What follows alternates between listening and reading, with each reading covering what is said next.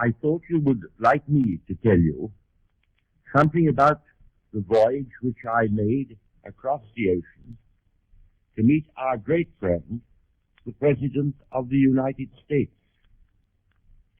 Exactly where we met is a secret, but I don't think I shall be indiscreet if I go so far as to say that it was somewhere in the Atlantic,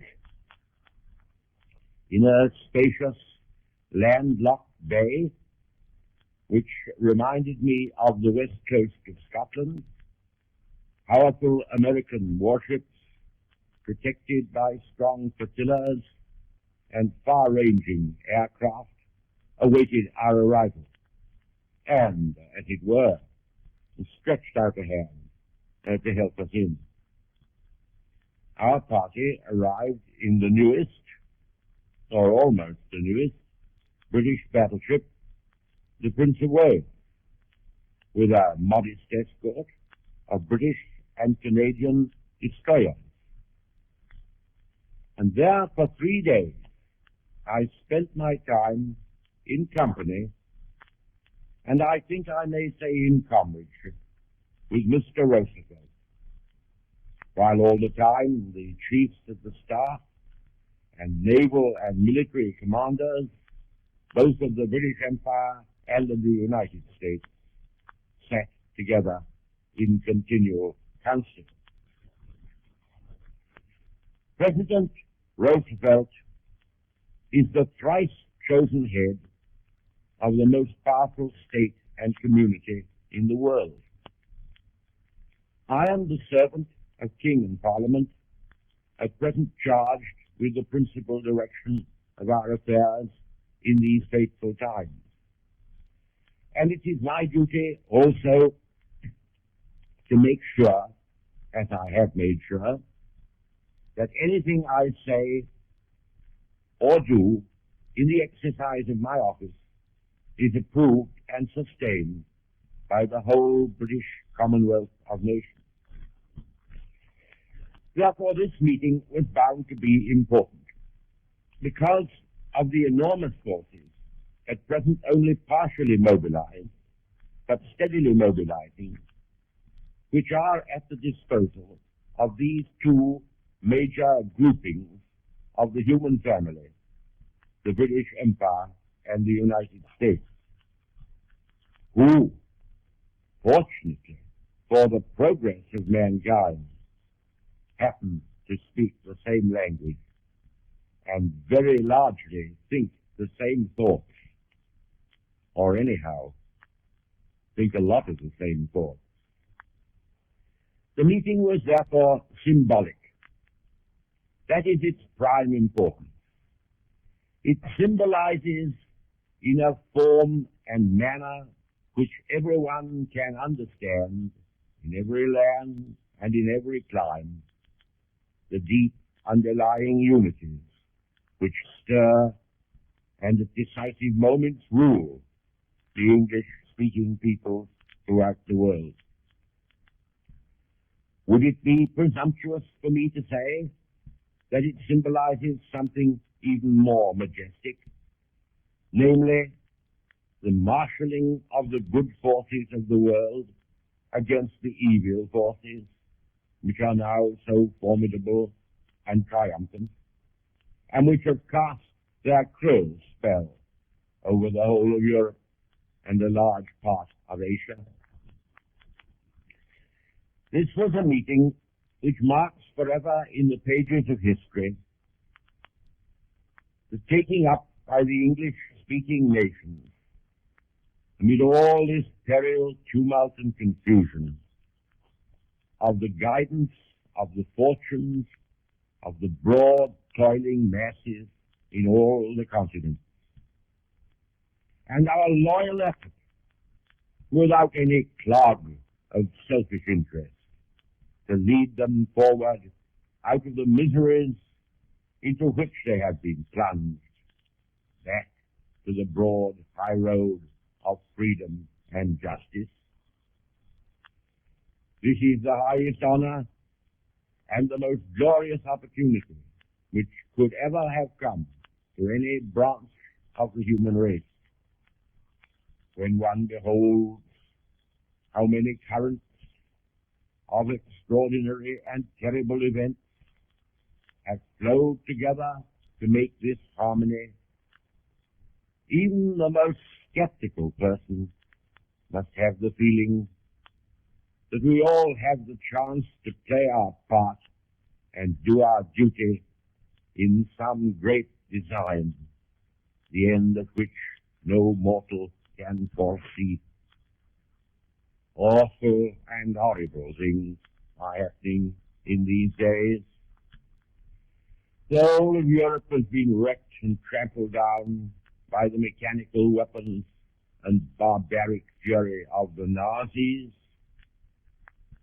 The most deadly instruments of war science have been joined to the extreme refinements of treachery and the most brutal exhibitions of ruthlessness, and thus have formed a combine of aggression, the like of which has never been known, before which the rights, the traditions, the characteristics, and the structure of many ancient honored states and peoples have been laid prostrate and are now ground down under the heel and terror of a monster. The Austrians, the Czechs, the Poles, the Norwegians, the Danes, the Belgians, the Dutch, the Greeks, the Croats, and the Serbs, above all, the great French nation, have been stunned and pinioned. Italy, Hungary, Romania, Bulgaria have bought a shameful respite by becoming the jackals of the tiger, but their situation is very little different and will presently be indistinguishable from that of his victims. Sweden, Spain, and Turkey stand appalled, wondering which will be struck down next. Here, then, is the vast pit into which all the most famous states and races of Europe have been flung, and from which, unaided, they can never climb. But all this did not satiate Adolf Hitler. He made a treaty of non-aggression with Soviet Russia, just as he made one with Turkey, in order to keep them quiet till he was ready to attack them. And then, 9 weeks ago today, without a vestige of provocation, he hurled millions of soldiers with all their apparatus upon the neighbor he had called his friend, with the avowed object of destroying Russia and tearing her in pieces. This frightful business is now unfolding day by day before our eyes.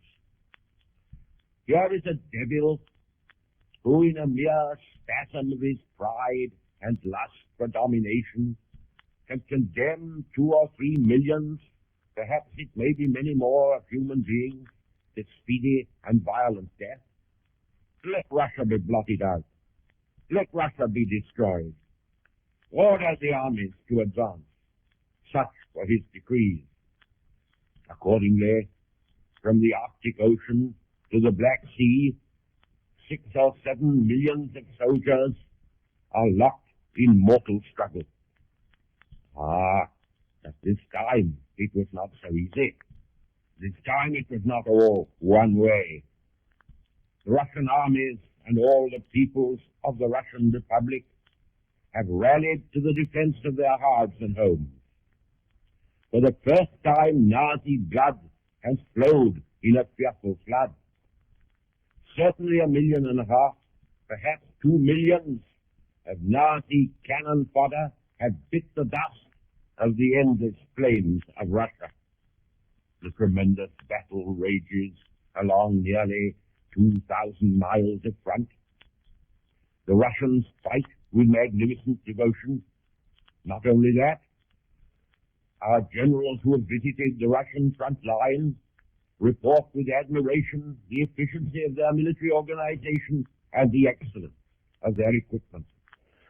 The aggressor is surprised, startled, staggered. For the first time in his experience, mass murder has become unprofitable. He retaliates by the most frightful cruelty. As his armies advance, whole districts are being exterminated. Scores of thousands, literally scores of thousands, of executions in cold blood are being perpetrated by the German police troops upon the Russian patriots who defend their native soil. The Mongol invasions of Europe in the 16th century, there has never been methodical, merciless butchery on such a scale, or approaching such a scale. And this is but the beginning. Famine and pestilence have yet to follow in the bloody ruts of Hitler's tanks. We are in the presence of a crime without a name. But Europe is not the only continent to be tormented and devastated by aggression. For 5 long years, the Japanese military factions, seeking to emulate the style of Hitler and Mussolini, taking all their posturing as if it were a new European revelation, have been invading and harrying the 500 million inhabitants of China. Japanese armies have been wandering about that vast land in futile excursions, carrying with them carnage, ruin, and corruption, and calling it the Chinese incident. Now they stretch a grasping hand into the southern seas of China. They snatch Indochina from the wretched Vichy French. They menace by their movements Siam, menace Singapore, the British link with Australasia, and menace the Philippine Islands under the protection of the United States. It is certain that this has got to stop. Every effort will be made to secure a peaceful settlement. The United States are laboring with infinite patience to arrive at a fair and amicable settlement, which will give Japan the utmost reassurance for her legitimate interests. We earnestly hope these negotiations will succeed. But this I must say, that if these hopes should fail, we shall of course range ourselves unhesitatingly at the side of the United States. And thus we come back to the quiet bay, somewhere in the Atlantic, where misty sunshine plays on great ships which carry the white ensign or the stars and stripes. We had the idea, when we met there, the President and I, that without attempting to draw final and formal peace aims or war aims, it was necessary to give all people, and especially the oppressed and conquered peoples, a simple, rough and ready wartime statement of the goal towards which the British Commonwealth and the United States mean to make their way, and thus make a way for others to march with them in a road which will certainly be painful and may be long. There are, however, two distinct and marked differences in this joint declaration from the attitude adopted by the Allies during the latter part of the last war, and no one should overlook it. The United States and Great Britain do not now assume that there will never be any more war again. On the contrary, we intend to take ample precautions to prevent its renewal in any period we can foresee by effectively disarming the guilty nations while remaining suitably protected ourselves. The second difference is this, that instead of trying to ruin German trade by all kinds of additional trade barriers and hindrances, as was the mood of 1917, we have definitely adopted the view that it is not in the interests of the world and of our two countries that any large nation should be unprosperous or shut out from the means of making a decent living for itself and its people by its industry and enterprise. These are far-reaching changes of principle upon which all countries should ponder.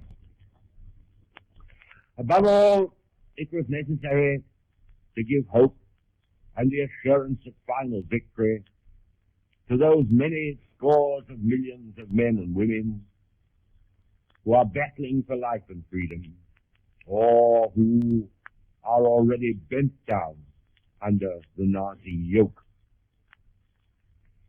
Hitler and his confederates have for some time past been adjuring, bullying, and beseeching the populations whom they have wronged and injured to bow to their fate, to resign themselves to their servitude, and for the sake of some mitigation and indulgences, to collaborate, that is the word, in what is called the New Order in Europe. What is this new order which they seek to fasten first upon Europe, and if possible, for their ambitions are boundless, upon all the continents of the globe? It is the rule of the herring folk, the master race, who are to put an end to democracy, to parliament, to the fundamental freedoms and decencies of ordinary men and women, to the historic rights of nations, and give them in exchange the iron rule of Prussia, the universal goose step, and a strict, efficient discipline enforced upon the working classes by the political police, with the German concentration camps and firing parties, now so busy in a dozen lands, always handy in the background. There is the new order. Napoleon in his glory and his genius spread his empire far and wide. There was a time when only the snows of Russia and the white cliffs of Dover, with their guardian fleet, stood between him and the dominion of the world. Napoleon's armies had a theme. They carried with them the surges of the French Revolution. Liberty, equality, and fraternity. That was the cry. There was a sweeping away of outworn medieval systems and aristocratic privilege. There was the land for the people, a new code of law. Nevertheless, Napoleon's empire vanished like a dream. But Hitler has no theme, naught but mania, appetite, and exploitation. He has, however, weapons and machinery for grinding down and for holding down conquered countries, which are the product, the sadly perverted product of modern science. The ordeals, therefore, of the conquered peoples will be hard. We must give them hope. We must give them the conviction that their sufferings and their resistances will not be in vain. The tunnel may be dark and long, but at the end there is light. That is the symbolism, and that is the message of the Atlantic meeting. Do not despair, brave Norwegians. Your land shall be cleansed, not only from the invader, but from the filthy quislings who are his tools. Be sure of yourselves, Czechs. Your independence shall be restored. Poles, the heroism of your people standing up to cruel oppressors, the courage of your soldiers, sailors, and airmen shall not be forgotten. Your country shall live again and resume its rightful part in the new organization of Europe. Lift up your heads, gallant Frenchmen. Not all the infamies of Darlan and of Laval shall stand between you and the restoration of your birthright. Tough, stout-hearted Dutch, Belgians, Luxembourgers, tormented, mishandled, shamefully cast away peoples of Yugoslavia, glorious Greece, now subjected to the crowning insult of the rule of the Italian jackanapes, yield not an inch. Keep your souls clean from all contact with the Nazi. Make them feel, even in their fleeting hour of brutish triumph, that they are the moral outcasts of mankind. Help is coming. Mighty forces are arming in your behalf. Have faith, have hope, deliverance is sure. There is the signal which we have flashed across the water. And if it reaches the hearts of those to whom it is sent, they will endure with fortitude and tenacity their present misfortune, in the sure faith that they too are still serving the common cause, and that their efforts will not be in vain. You will perhaps have noticed that the President of the United States and the British representatives, in what is aptly called the Atlantic Charter, have jointly pledged their countries to the final destruction of the Nazi tyranny. That is a solemn and grave undertaking. It must be made good. It will be made good. And, of course, many practical arrangements to fulfill that purpose have been and are being organized and set in motion. The question has been asked,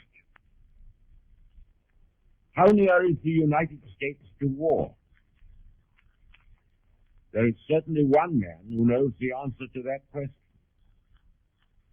If Hitler has not yet declared war upon the United States, it is surely not out of his love for American institutions.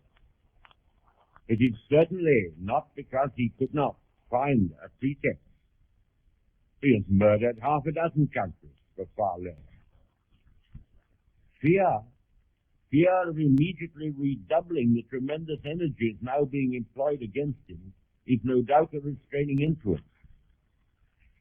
But the real reason is, I am sure, to be found in the method to which he has so faithfully adhered and by which he has gained so much. What is that method? It is a very simple method. One by one. That is his plan. That is his guiding rule. That is the trick by which he has enslaved so large a portion of the world. 3.5 years ago, I appealed to my fellow countrymen to take the lead in weaving together a strong defensive union within the principles of the League of Nations. A union of all the countries who felt themselves in ever-growing danger. But none would listen. All stood idle while Germany rearmed. Czechoslovakia was subjugated.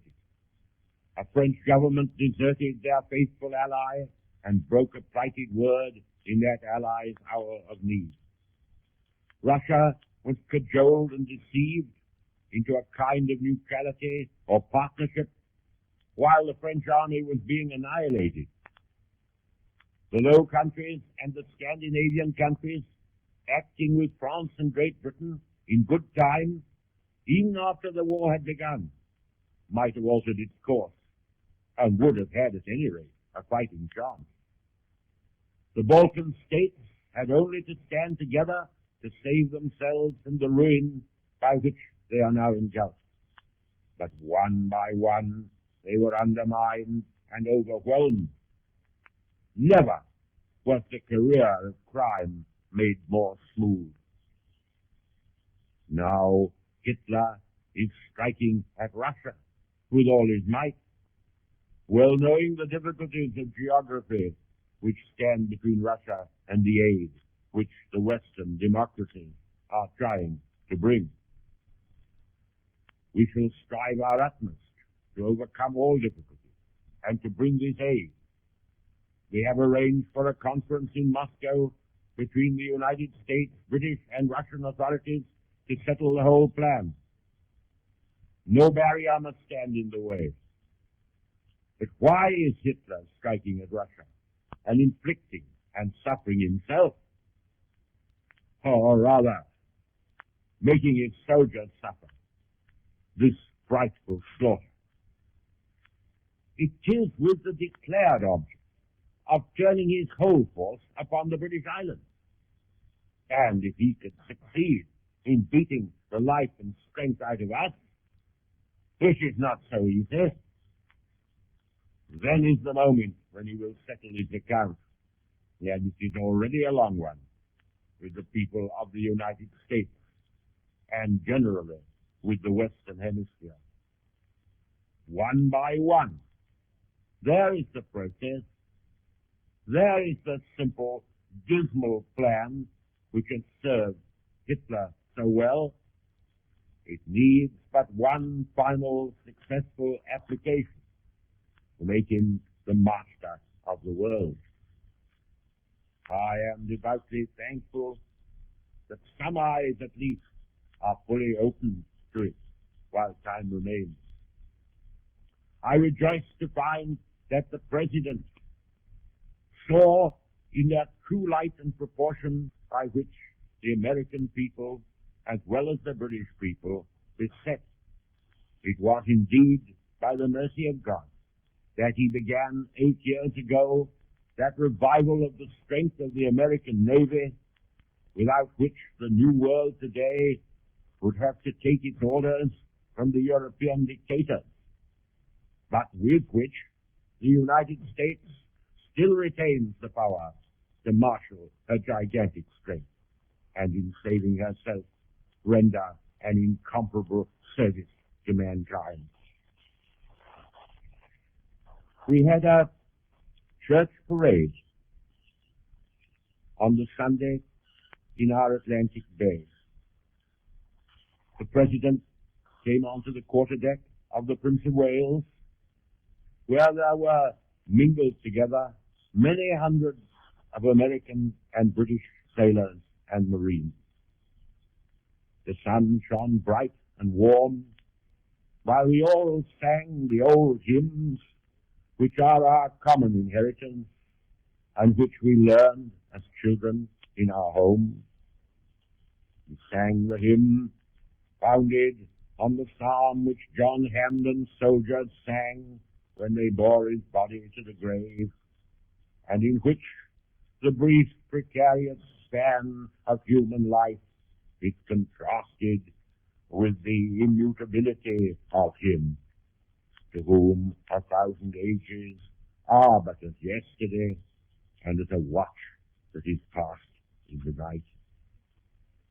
We sang the sailor's hymn for those in peril, and there are very many in peril on the sea.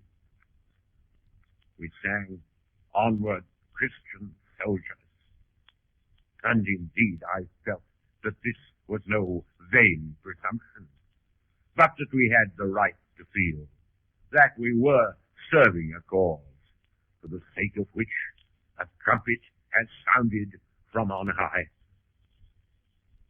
When I looked upon that densely packed congregation of fighting men of the same language, of the same faith, of the same fundamental laws, of the same ideals, and now to a large extent of the same interests, and certainly in different degrees facing the same dangers, it swept across me that here was the only hope. but also the sure hope of saving the world from measureless degradation. And so we came back across the ocean waves, uplifted in spirit, fortified in resolve. Some American destroyers, which were carrying mails to the United States Marines in Iceland, happened to be going the same way too, so we made a goodly company at sea together. And when we were right out in mid-passage one afternoon, a noble sight broke on the view. Overtook one of the convoys which carried the munitions and supplies of the New World to sustain the champions of freedom in the Old. The whole horizon, whole broad horizon, seemed filled with ships. 70 or 80 ships of all kinds and sizes, arrayed in 14 lines, each of which could have been drawn with a ruler. Hardly a wisp of smoke, not a straggler, but all bristling with cannon and other precautions on which I will not dwell, and all surrounded by their British escorting vessels, while overhead the far-ranging Catalina airboats soared, vigilant, protecting eagles in the sky. And then I felt that hard and terrible and long drawn out as this struggle may be, we shall not be denied the strength to do our duty to the end.